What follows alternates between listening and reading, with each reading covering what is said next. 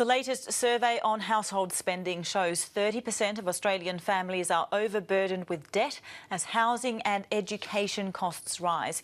The Australian Bureau of Statistics Household Expenditure Report shows that power and energy costs have also jumped 26% since 2009-2010. Dr. John Falzon is the CEO of the St Vincent de Paul Society. He joins me now live from Canberra. Thank you so much for your time this afternoon, John. Are these figures surprising to you? Sadly, no. Our members across Australia, across this prosperous nation, every day see the human face of those who are battling to survive, often below the poverty line, and bearing the brunt of rising inequality. When you've got a struggle on your hands to keep a roof over your head with rising housing costs particularly, it's heartbreaking for our members because no one wants to be faced every morning with a sense of housing insecurity. When you say your members are confronted with the faces of this every day, have those faces changed over the last few years? Are there different people turning up, and are there more people turning up? Yes and yes. So we need to look at the bigger picture. What we are seeing is rising prices, rising profits, stagnating wages and declining income support levels in real terms. I mean, we haven't seen an increase in the New Start allowance in real terms since 1994. So we're seeing some people actually going backwards. So we are seeing more people in precarious situations, but one of the biggest changes has been for those who are in paid work. So we have seen the minimum wage now falling to 40% of the average male weekly earnings. And then if you go back a little bit, the New Start allowance is a mere 40% of the minimum wage. So we're seeing increasing numbers of people who can't survive, of course, on inadequate social security benefits, which lock them below the poverty line, but also those who are in paid work that might be insecure, precarious, highly casualised, not knowing how many hours you're going to get from week to week on a very low wage. This is an enormous pressure on households. We're just going to bring up a graphic and looking at the sort of top 20%, the highest income earners, and the bottom 20% income earners. Now, on those three graphs, John, we can see that the current housing costs, the lowest 20% of earners have much higher costs. The same seems to be in terms of fuel and power, which you've alluded to, and also a higher spend on food and non-alcoholic beverages. What do you make of the difference in that bottom 20% to the top 20%, and the gap quite large in some of these instances between those three categories?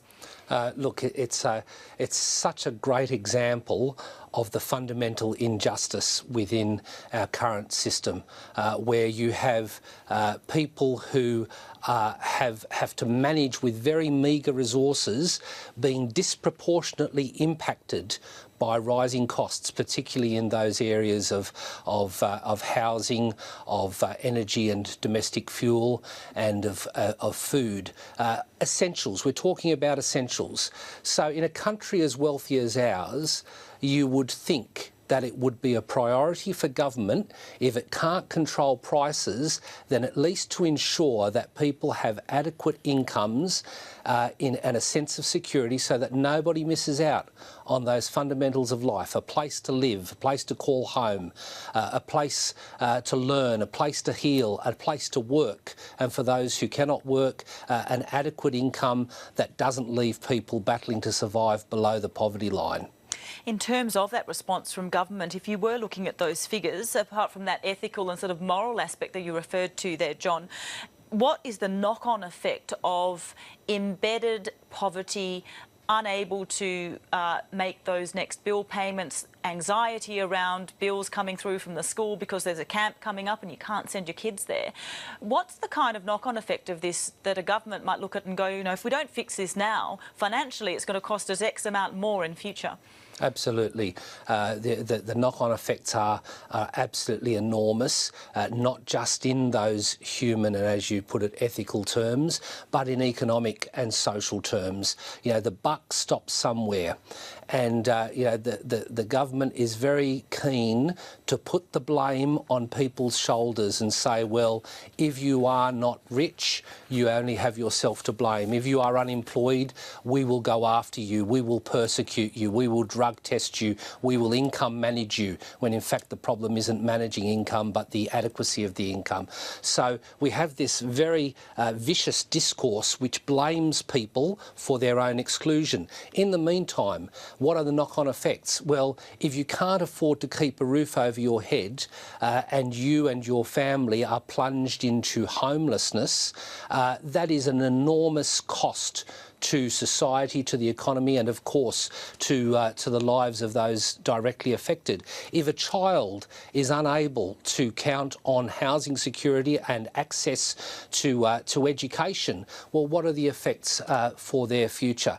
You know, it's all very well to aspire to be a clever country, an innovation nation, but if we can't even take care of education and accommodation, how can we possibly dream of engaging in meaningful innovation? Dr. John Falzon, CEO of the St Vincent de Paul Society, really appreciate your time this afternoon. Thank you so much. Thank you, Kumi.